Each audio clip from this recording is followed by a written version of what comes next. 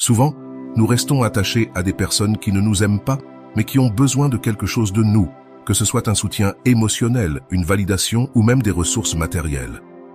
Mais attention, ce que je vais te dire maintenant va tout changer. Tu apprendras à distinguer quand quelqu'un est simplement avec toi par besoin et non par amour véritable. Dans cette vidéo, nous allons parler d'un sujet que beaucoup d'entre vous ont probablement vécu à un moment de leur vie, le moment où l'on se rend compte qu'il y a des personnes qui ont besoin de nous, mais qui ne nous aiment pas. Cela peut être une situation confuse et douloureuse, mais aujourd'hui, nous allons approfondir ce phénomène pour que tu puisses le reconnaître et agir en toute conscience. L'objectif de cette vidéo est de t'aider à identifier ces dynamiques dans tes relations et à prendre des décisions qui te permettront de mettre ton bien-être émotionnel en premier. Je te promets qu'en restant jusqu'à la fin, tu comprendras comment ces personnes peuvent influencer ta vie et, plus important encore, comment apprendre à te détacher de ces relations qui ne t'apportent rien de positif. Ce type de relation peut se manifester dans divers contextes, familial, amical ou romantique. Dans tous les cas, le schéma est le même. L'autre personne dépend de toi, mais ne se soucie pas réellement de toi. Il existe des signes que tu peux commencer à observer, et l'un des plus clairs est lorsque tu as l'impression d'être celui qui fait tout l'effort dans la relation. Lorsque quelqu'un t'aime vraiment, il se préoccupe de ton bien-être, il est présent dans les moments difficiles et ne vient pas seulement vers toi quand il a besoin de quelque chose. Rolando l'exprime de manière très claire. Aucune relation saine ne peut exister si l'un des partenaires arrive avec des blessures et des schémas destructeurs. Si tu veux une relation saine, tu dois d'abord avoir guéri et te lier à quelqu'un qui a également guéri. Et c'est là un point important. Les personnes qui t'utilisent, mais qui ne t'aiment pas, sont souvent prisonnières de leurs propres blessures émotionnelles, ce qui les empêche de te donner l'amour que tu mérites. Alors, que peux-tu attendre de cette vidéo ? Nous allons analyser différents types de relations dans lesquelles cette dynamique peut être présente et nous te donnerons des outils pour les reconnaître et t'en libérer. Je te garantis qu'à la fin de cette vidéo, tu auras une compréhension plus claire des raisons pour lesquelles certaines personnes restent dans ta vie malgré leur manque d'amour véritable. Mais le plus important, tu sauras comment fixer des limites et te libérer de ces relations toxiques. Attention, car beaucoup l'oublient, et c'est pour cela qu'ils n'agissent pas. La clé pour se libérer d'une relation où l'on a besoin de toi, mais où l'on ne t'aime pas, est de cesser d'avoir peur de la solitude. De nombreuses personnes restent dans ce type de relation parce qu'elles croient qu'elles ne trouveront personne d'autre ou parce qu'elles ont peur d'être seules. Mais, comme le dit Rolando, l'amour de soi est la clé pour avoir une relation saine et positive. Le premier pas pour te libérer de ce type de relation est de reconnaître quand tu te trouves dans une telle situation. Pose-toi cette question. Est-ce que cette personne se soucie vraiment de toi ou est-elle seulement là quand elle a besoin de quelque chose?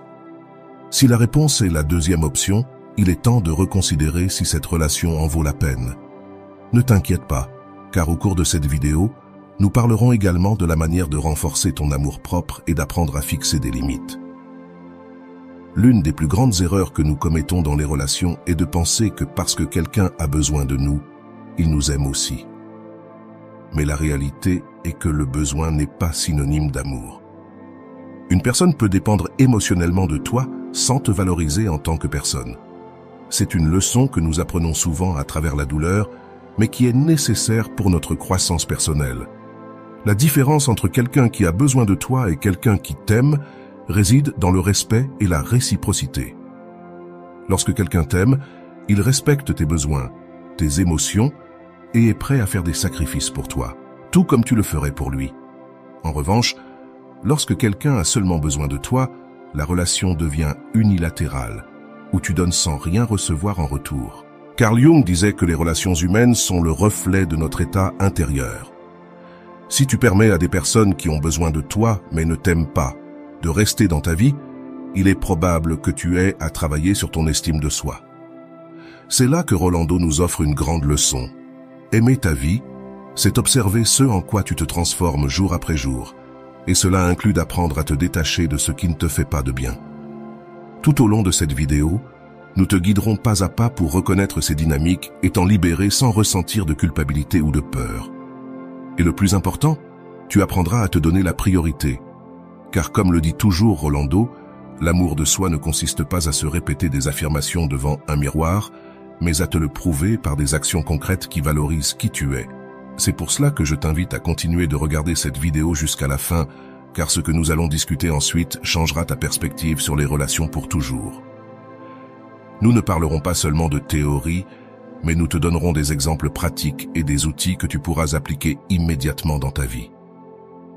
Alors, si tu es prêt à franchir la prochaine étape de ton développement personnel et à cesser de permettre à des personnes qui ne t'aiment pas de rester dans ta vie, reste avec nous. En résumé, ce que tu vas retirer de cette vidéo, c'est une compréhension claire de la manière d'identifier les personnes qui ont seulement besoin de toi sans t'aimer et comment mettre fin à ces relations de manière saine et respectueuse envers toi-même. En plus, nous te donnerons les ressources nécessaires pour travailler sur ton amour-propre et nous te montrerons comment les appliquer dans ta vie quotidienne. Prête à commencer ce voyage? Alors, sois attentif, car ce que je vais te dire ensuite est crucial. Ne laisse pas la peur de la solitude te maintenir dans des relations qui ne t'apportent pas d'amour. À la fin, ce qui compte le plus, c'est que tu t'aimes suffisamment pour laisser partir ceux qui ne le font pas. Commençons. La psychologie a largement étudié le phénomène des relations dans lesquelles une personne reste simplement parce qu'elle a besoin de quelque chose, mais sans ressentir un véritable amour pour l'autre. Cette dynamique peut paraître confuse pour ceux qui y sont piégés, et il est souvent difficile de l'identifier. Cependant, à travers l'analyse psychologique, nous pouvons commencer à comprendre les mécanismes sous-jacents à ce type de relation et pourquoi il est si important de s'en éloigner.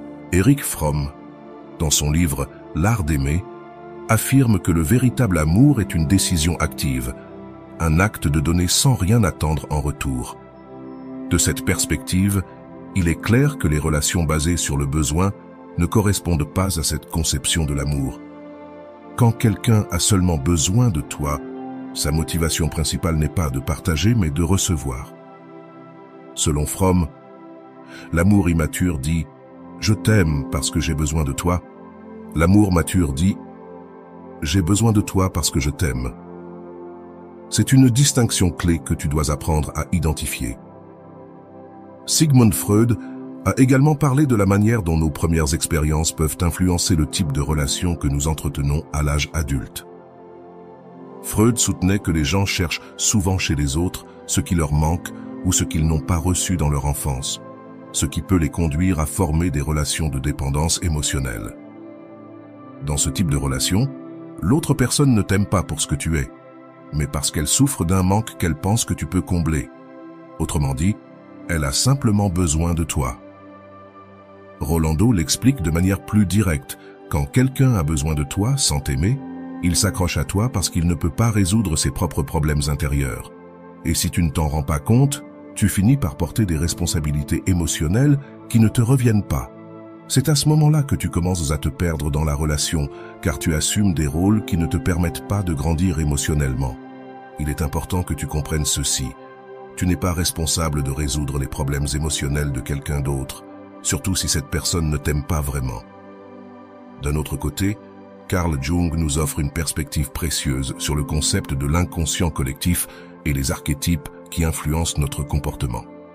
Jung affirmait que beaucoup de personnes agissent selon des archétypes inconscients, tels que le sauveur ou la victime, ce qui peut les amener à tomber dans des relations où elles essaient de sauver quelqu'un qui, en réalité, n'a besoin d'elles que pour se sentir mieux. Ce genre de dynamique peut paraître héroïque au début, mais avec le temps, il te laisse épuisé et sans énergie. Abraham Maslow, célèbre pour sa théorie de la pyramide des besoins, souligne que, avant de pouvoir atteindre l'amour véritable, nous devons satisfaire nos besoins de base et émotionnels. Si quelqu'un a besoin de toi sans t'aimer, il est probable que cette personne fonctionne à un niveau inférieur de la pyramide, cherchant à satisfaire des besoins basiques de sécurité ou d'estime de soi, sans la capacité d'atteindre l'amour authentique et complet qui se trouve au sommet de la pyramide. Autrement dit, si cette personne n'a pas satisfait ses besoins internes, elle ne pourra pas t'offrir un amour véritable. Nous avons aussi le concept de l'attachement, développé par John Bowlby et Mary Ainsworth. Ils ont expliqué que beaucoup de gens développent des styles d'attachement insécures durant l'enfance, ce qui les amène à rechercher des relations où ils dépendent émotionnellement des autres, Par exemple, les personnes avec un attachement anxieux craignent d'être seules et ont constamment besoin de validation de la part des autres, ce qui les pousse à rester dans des relations où il n'y a pas de véritable amour, mais une forte dépendance émotionnelle. Rolando résume cela de manière claire. Tu ne peux pas attendre que quelqu'un t'aime si cette personne n'a pas appris à s'aimer elle-même. Si elle a seulement besoin de toi, c'est parce qu'elle n'a pas encore guéri ses blessures intérieures. Cette phrase est essentielle pour comprendre pourquoi il est si important d'identifier ce type de relation. Si l'autre personne n'a pas travaillé sur son amour-propre, elle ne pourra jamais t'offrir un amour authentique. Et tu finiras par te perdre dans le processus. Daniel Kahneman, lauréat du prix Nobel d'économie et psychologue, parle de la manière dont nos décisions sont souvent guidées par des biais cognitifs qui nous empêchent de voir les choses clairement. L'un des biais les plus courants dans ce type de relation est le biais de confirmation, où nous ne voyons que ce que nous voulons voir.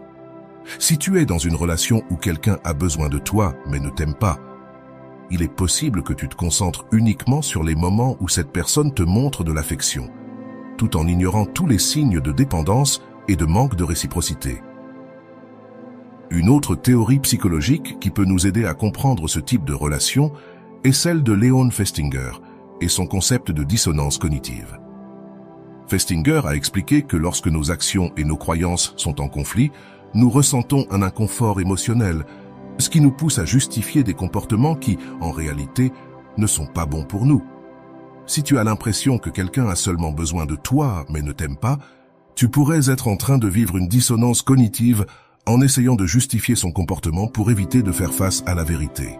Rolando nous propose un outil très utile pour faire face à cette dissonance. Cesse de justifier le mauvais comportement des autres. Si cette personne ne t'aime pas vraiment, tu n'as aucune raison de rester. Ce conseil est essentiel pour commencer à poser des limites et te libérer de relations qui ne t'apportent rien.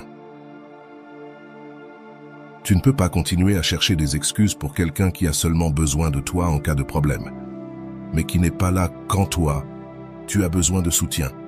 La théorie de l'apprentissage social d'Albert Bandura intervient également ici. Bandura a affirmé que nous apprenons une grande partie de nos comportements en observant les autres. Si tu as grandi en voyant tes parents ou des figures proches dans des relations où l'un dépendait émotionnellement de l'autre, il est possible que tu aies appris à accepter ce type de dynamique. Mais ce qui est important, c'est que, une fois que tu identifies ces schémas, tu peux choisir de les briser. Howard Gardner, avec sa théorie des intelligences multiples, nous rappelle que l'amour et les relations ne reposent pas uniquement sur l'intelligence émotionnelle. Nous avons aussi besoin de l'intelligence interpersonnelle, qui est la capacité à comprendre les émotions et les motivations des autres. Si tu es capable de reconnaître que quelqu'un te manipule juste par nécessité, tu fais usage de cette intelligence interpersonnelle pour te protéger des relations toxiques. Martin Seligman, connu pour ses travaux sur la psychologie positive, affirme que pour vivre une vie épanouie, nous devons nous concentrer sur nos forces et ce qui nous rend réellement heureux. Si tu es piégé dans une relation où l'autre personne a seulement besoin de toi, tu laisses de côté tes propres forces et permets à cette relation de te drainer. Seligman nous encourage à rechercher des relations qui nous nourrissent et nous poussent à grandir. Mihaly Csikszentmihalyi, créateur du concept de flow, flux, soutient que le bonheur surgit lorsque nous sommes pleinement immergés dans ce que nous faisons, dans un état de flux. Si tu es dans une relation où tu te sens constamment utilisé ou non valorisé, il est impossible d'expérimenter cet état de flux. Pour atteindre cet état de plénitude, tu dois t'entourer de personnes qui t'aiment véritablement, pas de celles qui ont seulement besoin de toi. Enfin, Viktor Frankl, dans son œuvre « L'homme en quête de sens », nous enseigne que même dans les pires circonstances, nous pouvons trouver un sens et un but. Si tu es dans une relation où tu n'es pas aimé, mais simplement nécessaire, il est temps de chercher ton propre sens. Frankl disait « Ce qui compte, ce n'est pas ce que nous attendons de la vie, mais ce que la vie attend de nous. » Peut-être que la vie te dit qu'il est temps de lâcher prise et de chercher quelque chose de meilleur. En conclusion, la psychologie nous offre de nombreux outils pour comprendre pourquoi certaines personnes restent dans nos vies seulement parce qu'elles ont besoin de nous et non parce qu'elles nous aiment. Maintenant que tu as cette connaissance, tu peux commencer à identifier ces schémas et à prendre des décisions plus conscientes pour protéger ton bien-être émotionnel. tout au long de notre vie, nous établissons des liens émotionnels avec les personnes qui nous entourent. Dans de nombreux cas, ces relations sont saines, basées sur le respect mutuel et l'amour. Cependant, il est aussi courant de se retrouver dans des relations où l'une des personnes a besoin de l'autre, mais ne l'aime pas vraiment. Ce type de relation, bien que confus, s'explique à travers diverses théories psychologiques qui approfondissent le comportement humain.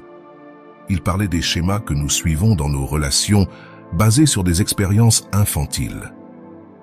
Freud soutenait que nous cherchons souvent chez nos partenaires, amis ou membres de la famille des aspects que nous n'avons pas pu résoudre durant notre enfance. Par exemple, si une personne n'a pas reçu suffisamment d'attention émotionnelle de la part de ses parents, elle peut chercher une figure qui lui apporte ce type de soins à l'âge adulte. Pas nécessairement parce qu'elle aime cette personne, mais parce qu'elle en a besoin pour combler ce vide émotionnel. Carl Jung, disciple de Freud, a développé la théorie de l'inconscient collectif et des archétypes, qui nous aide également à comprendre ce phénomène. Jung expliquait que nous portons tous en nous certains archétypes qui guident nos relations. Par exemple, l'archétype du sauveur ou du protecteur peut amener certaines personnes à s'impliquer dans des relations où elles sont toujours nécessaires, mais jamais aimées. Ces personnes ressentent que leur mission est de sauver ou de prendre soin des autres, ce qui les amène à ignorer l'absence de réciprocité émotionnelle. Rolando, avec une vision plus contemporaine, affirme « Si tu es dans une relation où l'on a besoin de toi, mais où l'on ne t'aime pas, il est probable que tu sacrifies ton bien-être pour quelqu'un qui ne peut pas t'offrir la même chose. » C'est là qu'il faut commencer à se demander « Qu'est-ce que je sacrifie dans cette relation ?» Le sacrifice constant, sans amour en retour, peut mener à une perte d'identité et d'estime de soi. L'un des concepts les plus importants à prendre en compte lorsqu'on parle de relations basées sur le besoin est celui de la codépendance. Ce terme, développé par des experts en psychologie comme Malor Beery, se réfère aux personnes qui dépendent émotionnellement des autres pour se sentir validées. La personne codépendante recherche souvent l'approbation des autres, ce qui la conduit à s'impliquer dans des relations où elle est nécessaire, mais pas aimée. C'est ici que le conseil de Rolando prend tout son sens. Aimer, ce n'est pas te perdre dans l'autre, c'est trouver ta force tout en partageant avec quelqu'un d'autre.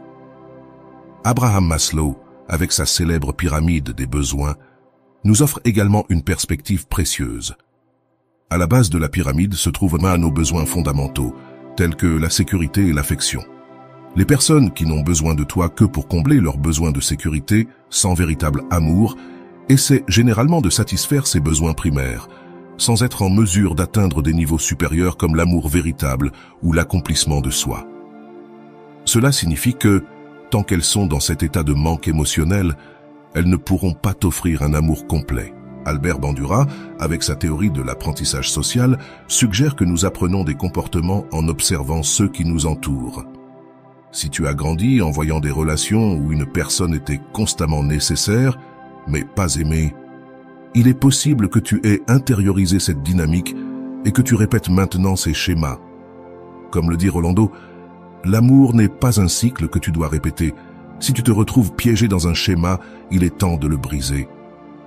Nous devons également considérer la théorie de l'attachement développée par John Bowlby et Mary Ainsworth. Les personnes avec un attachement anxieux, par exemple, ont une peur profonde de l'abandon, ce qui les conduit à rester dans des relations où elles sont nécessaires, mais pas aimées. Ce style d'attachement peut engendrer une dépendance émotionnelle si forte que la personne n'ose pas quitter une relation, même si elle sait qu'elle n'est pas aimée en retour.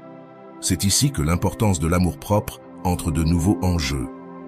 Comme le mentionne Rolando, la première étape pour sortir d'une relation destructrice est d'apprendre à te valoriser et à savoir que tu mérites quelque chose de mieux. La théorie de l'attachement nous aide également à comprendre pourquoi certaines personnes recherchent des relations dans lesquelles elles peuvent dépendre des autres.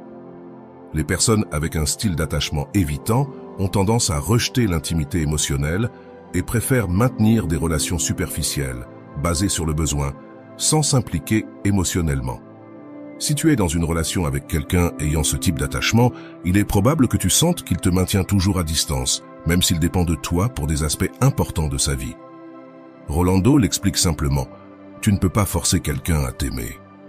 Si cette personne a seulement besoin de toi, mais ne te montre pas un véritable amour, il est temps de reconsidérer cette relation. Ce conseil est crucial, car de nombreuses personnes essaient de changer les autres, espérant qu'ils finiront par les aimer. Cependant, l'amour ne peut être forcé, et rester dans une relation où tu n'es pas aimé ne fait que prolonger la souffrance. Howard Gardner, avec sa théorie des intelligences multiples, nous offre également une vision intéressante sur ce sujet. Gardner parle de l'intelligence interpersonnelle, qui est la capacité de comprendre et de se lier aux autres de manière efficace. Les personnes qui te nécessitent, mais ne t'aiment pas, manquent de cette intelligence interpersonnelle, car elles ne sont pas capables de se connecter émotionnellement avec toi de manière authentique. Au lieu de cela, elles se concentrent sur ce qu'elles peuvent obtenir de toi, sans se soucier de tes besoins émotionnels. Viktor Frankl, dans son ouvrage « L'homme en quête de sens », nous rappelle qu'il nous reste toujours la liberté de choisir notre attitude, même dans les situations les plus difficiles. Si tu es dans une relation où tu es nécessaire mais non aimé, tu as le pouvoir de choisir d'en sortir. Frankl disait « Entre le stimulus et la réponse, il y a un espace. Dans cet espace se trouve notre pouvoir de choisir notre réponse. » Utilise cet espace pour décider si tu souhaites rester dans une relation qui ne te nourrit pas ou s'il est temps de te libérer. Le concept de dissonance cognitive proposé par Leon Festinger est également pertinent ici. Quand nous sommes dans une relation de nécessité, il est probable que nous éprouvions de la dissonance cognitive, car nos actions, restées dans la relation, ne correspondent pas à nos croyances, nous savons que nous méritons mieux. Cette dissonance crée un inconfort, nous poussant à justifier la relation, même si, au fond, nous savons qu'elle n'est pas saine. Roland nous invite à reconnaître cette dissonance et à agir en conséquence. Ne justifie pas le mauvais comportement des autres, juste pour maintenir une paix illusoire. Elizabeth Loftus, célèbre pour ses travaux sur la mémoire, nous avertit que nos souvenirs ne sont pas toujours fiables. Parfois, dans une relation de nécessité, nous avons tendance à ne nous rappeler que des bons moments, en oubliant ou en minimisant les mauvais. Cela nous conduit à rester piégés dans une relation qui ne nous fait pas de bien. Il est important de te demander si tu vois réellement la relation telle qu'elle est, ou si tu idéalises l'autre personne par peur de la solitude. La théorie de l'autodétermination développée par Edward Deci et Richard Ryan nous enseigne que les individus ont 3 besoins psychologiques fondamentaux: l'autonomie, la compétence et la relation. Les personnes qui te nécessitent, mais ne t'aiment pas, t'empêchent souvent de satisfaire ces besoins. Elles ne te permettent pas d'avoir une autonomie émotionnelle, car elles dépendent toujours de toi. Elles ne t'aident pas non plus à te sentir compétent, puisque la relation repose sur des déséquilibres. Enfin, elles ne comblent pas ton besoin de relations authentiques, car l'amour n'est pas présent. Aaron Beck, créateur de la thérapie cognitivo-comportementale, souligne que nos pensées influencent directement nos émotions et nos comportements. Si tu crois que tu ne mérites pas d'être aimé ou que tu ne trouveras jamais quelqu'un de mieux, il est probable que tu restes dans une relation de nécessité. Cependant, Beck nous enseigne que nous pouvons restructurer ces pensées et changer notre perception de nous-mêmes. En le faisant, nous pourrons nous libérer de ces relations. Laisse-moi te raconter l'histoire de Daniel, un homme qui, comme beaucoup d'autres, s'est retrouvé piégé dans une relation où il était seulement nécessaire mais jamais véritablement aimé. Pendant des années, Daniel a été en couple avec Anna, une personne qui se tournait toujours vers lui en cas de crise. Au début, Daniel pensait que cela signifiait qu'Anna avait confiance en lui, qu'elle le valorisait suffisamment pour se tourner vers lui quand les choses devenaient difficiles. Cependant, avec le temps, il s'est rendu compte que la relation ne fonctionnait que lorsque Anna avait besoin de quelque chose de lui.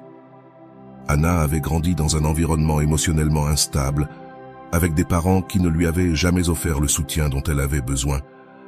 En conséquence, elle avait développé une dépendance émotionnelle envers les personnes capables de lui fournir cette sécurité qu'elle n'avait pas trouvée dans son enfance.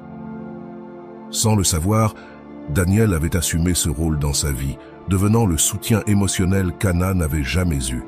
Au début, cela faisait se sentir Daniel utile, voire important.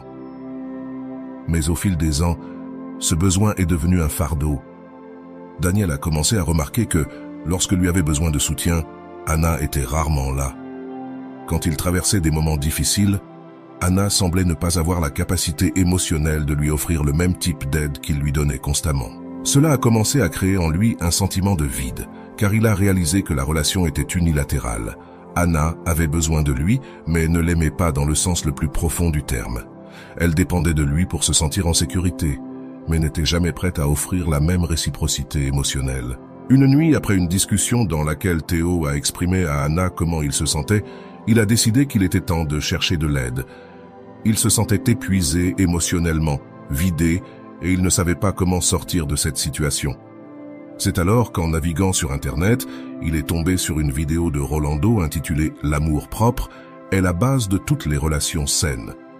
Dans cette vidéo, Rolando parlait de la manière dont nous restons souvent dans des relations où nous sommes nécessaires, mais pas aimés. La phrase qui a le plus résonné chez Daniel fut « L'amour n'est pas un échange de besoins, mais une connexion d'âme ». Cette phrase a poussé Daniel à se remettre sérieusement en question sur sa relation avec Anna. Il s'est rendu compte qu'au fil des années, il avait accepté une relation où il n'était qu'une ressource pour satisfaire les besoins émotionnels d'une autre personne sans rien recevoir en retour. Daniel a commencé à remarquer que chaque fois qu'Anna se sentait mieux, elle s'éloignait de lui pour revenir lorsqu'elle traversait de nouvelles difficultés. Cette dynamique l'avait piégé dans un cycle toxique qu'il ne pouvait plus tolérer. Les conseils de Rolando sur l'apprentissage de « laisser partir ce qui ne t'aime pas vraiment » ont été l'impulsion dont Daniel avait besoin. Pour la première fois, il s'est rendu compte qu'il n'était pas responsable des émotions d'Anna et qu'il ne pouvait plus être son soutien émotionnel si cela signifiait sacrifier son propre bonheur. Il a donc décidé d'en parler à Anna et de lui expliquer qu'il ne pouvait plus rester dans cette relation. Ce fut une conversation difficile, mais Daniel savait que c'était la bonne chose à faire. Anna a réagi avec surprise et incrédulité. Elle ne comprenait pas pourquoi Théo voulait mettre fin à leur relation, car dans son esprit, il avait toujours été là pour elle, et cela ne devrait pas changer. Elle a tenté de le convaincre que les choses pouvaient s'améliorer, qu'ils traversèrent simplement une mauvaise période. Mais Daniel ne pouvait plus ignorer ce qu'il avait appris. Il savait qu'Anna ne l'aimait pas vraiment, elle avait juste besoin de lui, et cela ne suffisait plus pour lui. Après la rupture, Daniel a traversé une période de solitude difficile à gérer. Il était tellement habitué à être nécessaire à quelqu'un d'autre qu'il ne savait pas quoi faire de ce vide. Cependant, au lieu de sombrer dans le désespoir, il a choisi de concentrer son énergie sur son propre bien-être émotionnel. Il se rappelait sans cesse les paroles de Rolando. « L'amour-propre n'est pas de l'égoïsme, c'est savoir que tu mérites une vie remplie d'amour véritable. » Daniel a commencé à faire des choses qu'il avait arrêtées pendant sa relation avec Anna. Il a repris le sport, renoué avec d'anciens amis et surtout il a commencé à travailler sur son amour-propre. Chaque jour qui passait, il se rendait compte qu'il n'avait pas besoin d'être en couple pour se sentir complet. Au contraire, il a commencé à apprécier sa propre compagnie et à valoriser son temps et son espace. Cette indépendance émotionnelle a été le plus beau cadeau qu'il se soit offert. Quelques mois après la rupture, Anna a tenté de recontacter Daniel. Elle lui a dit qu'il lui manquait, qu'elle s'était rendu compte de l'importance qu'il avait dans sa vie. Cependant, Daniel n'était plus le même homme qu'il était lorsqu'il était avec elle. Il avait appris à distinguer le fait d'être nécessaire de celui d'être aimé, et il savait qu'il ne pouvait pas revenir à cette dynamique toxique. Il l'a remercié pour ses paroles, mais lui a clairement fait comprendre qu'il n'était plus disposé à être le soutien émotionnel de quelqu'un qui n'était pas prêt à lui offrir la même chose en retour. Avec le temps, Daniel a rencontré quelqu'un d'autre. Cette nouvelle relation était complètement différente de celle qu'il avait vécue avec Anna. Pour la première fois, il s'est senti véritablement aimé dans une relation où les deux partenaires se soutenaient mutuellement.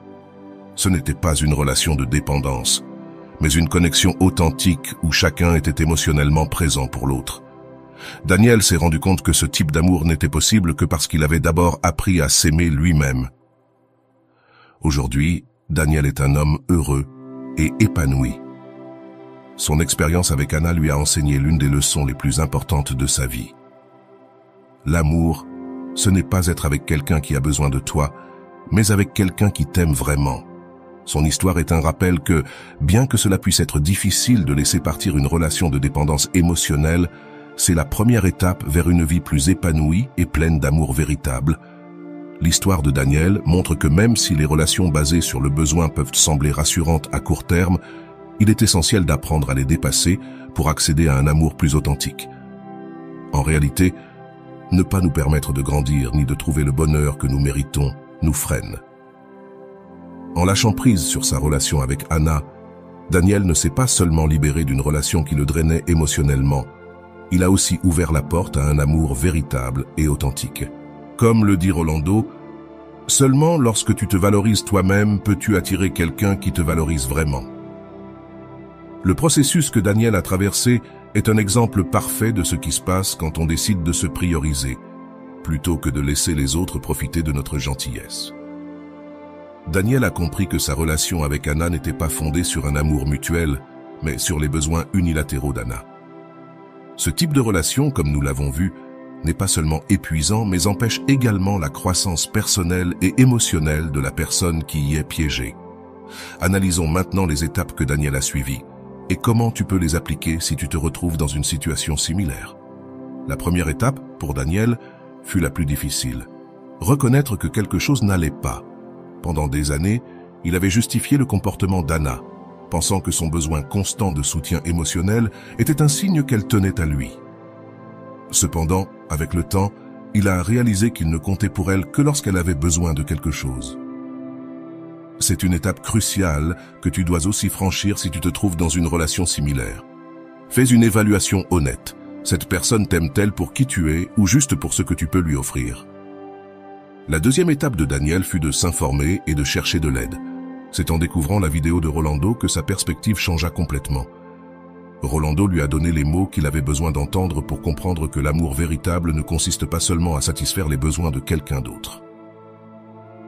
Si tu te sens piégé dans une relation où on a seulement besoin de toi, mais où on ne t'aime pas vraiment, il est essentiel de chercher des ressources, que ce soit à travers des vidéos, des livres ou même de la thérapie, pour obtenir la clarté dont tu as besoin. Une fois que Daniel a compris la nature de sa relation, il a pris la troisième étape, poser des limites. Quand il a parlé à Anna pour lui expliquer qu'il ne pouvait plus être son support émotionnel sans recevoir d'amour en retour, il établissait une limite saine. Poser des limites est essentiel pour ton bien-être émotionnel. Et bien que cela puisse être difficile au début, c'est la seule manière de te protéger de relations toxiques. Souviens-toi que poser des limites n'est pas égoïste, c'est une forme d'autoprotection. La quatrième étape fut de lâcher prise. Et c'est peut-être la plus douloureuse. Lâcher une relation, même une qui ne te fait pas de bien, est difficile, car tu es habitué à la dynamique et la peur de la solitude peut être paralysante. Cependant, comme Daniel l'a découvert, lâcher prise est le premier pas vers la liberté émotionnelle. Si tu restes dans une relation où tu es seulement nécessaire, tu n'auras jamais l'espace pour trouver quelqu'un qui t'aime vraiment. Ce pas demande du courage, mais il est essentiel pour ta croissance personnelle. L'une des choses les plus importantes que Daniel a faites après avoir lâché prise, c'est de travailler sur son amour-propre. Rolando mentionne fréquemment que l'amour-propre est la base de toutes les relations saines, et Daniel en a fait l'expérience de première main. Il a commencé à se concentrer sur lui-même, sur ses passe-temps, sur ses amitiés, et surtout, sur l'apprentissage de la valorisation de soi sans avoir besoin de la validation des autres. C'est un pas que tu peux également suivre. Commence à investir du temps en toi, dans tes intérêts et passions. L'amour-propre est un investissement qui a toujours un retour. Après avoir travaillé sur son amour-propre, Daniel a découvert quelque chose d'important. Il n'avait plus peur de la solitude. C'est un point clé que Rolando souligne aussi. Beaucoup de personnes restent dans des relations toxiques parce qu'elles ont peur d'être seules. Mais quand tu t'aimes toi-même, tu réalises que la solitude n'est pas quelque chose à craindre, mais plutôt une opportunité pour mieux te connaître. Daniel, comme beaucoup d'autres qui ont traversé ce processus, a découvert que la solitude n'est pas une punition, mais une chance de grandir.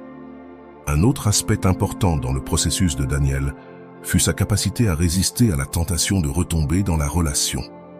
Anna a essayé de le récupérer plusieurs fois après qu'il ait fixé ses limites. Souvent, quand tu établis des limites et décides de lâcher prise, l'autre personne tente de revenir dans ta vie, et il est facile de céder à la tentation de revenir à ce qui t'est familier. Mais Daniel savait que retourner dans cette même relation signifierait répéter le même cycle de besoins et de dépendance. C'est un pas important. Résister à la tentation de retourner vers ce qui ne te sert pas, même si cela semble plus facile que d'avancer. Une fois que Daniel a achevé ce cycle de lâcher prise et de travail sur son amour-propre, il a pu attirer une relation beaucoup plus saine. C'est là où beaucoup échouent. Ils pensent qu'en quittant une relation de dépendance, ils ne trouveront pas mieux. Mais comme nous le rappelle Rolando, le véritable amour arrive lorsque tu te valorises suffisamment pour ne pas accepter moins et que tu priorises ton bien-être. Daniel a pu trouver quelqu'un qui l'aimait vraiment, et non quelqu'un qui avait simplement besoin de lui. Ceci est un rappel important qu'il y a toujours quelque chose de meilleur qui t'attend lorsque tu te libères de ce qui ne te sert pas. L'analyse du parcours de Daniel nous montre que, bien qu'il soit difficile de rompre avec une relation de dépendance, c'est le seul chemin vers une vie émotionnellement saine. Si tu te trouves dans une situation similaire, il est crucial que tu suives ces étapes.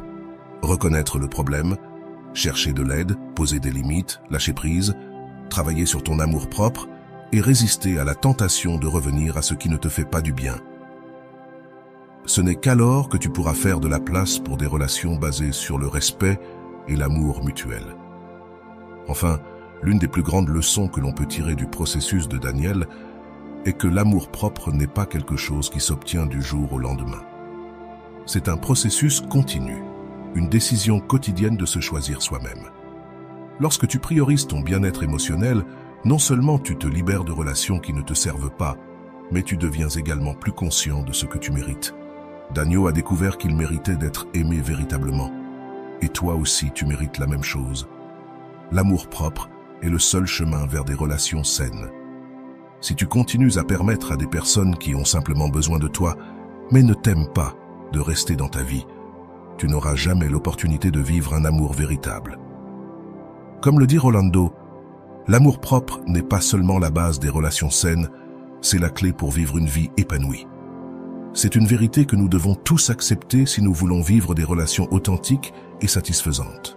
En résumé, le parcours de Daniel nous enseigne que lâcher prise sur ce qui ne t'aime pas est un acte de courage, mais aussi d'amour-propre. Tu ne peux pas espérer recevoir mieux si tu restes attaché à ce qui te vide. En prenant la décision de lâcher prise, de travailler sur toi-même et de résister à la tentation de revenir en arrière, Daniel a pu s'ouvrir à une vie bien plus épanouie et heureuse.